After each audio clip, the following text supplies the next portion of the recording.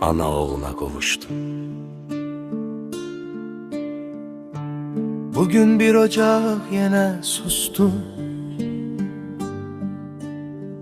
bir ana ebediyete köçtü.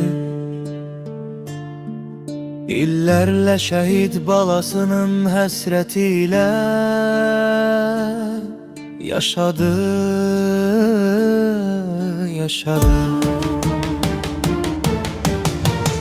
Bugün oğluna kavuştu,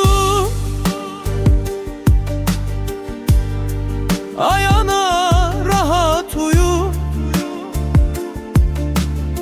Səbrin dağlardan uca idi, sinende vətən sevgisi, dilinde oğluna dua idi. İndi yollar ayrılmadı,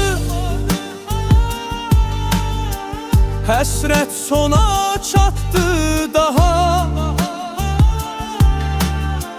Cennette balanla görüştün, ruhun şad olsun.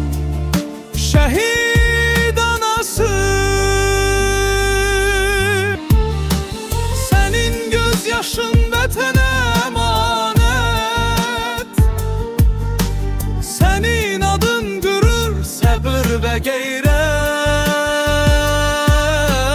Allah rəhmət eləsin sənə, mekanın cennet, ruhun ebedi rahat olsun.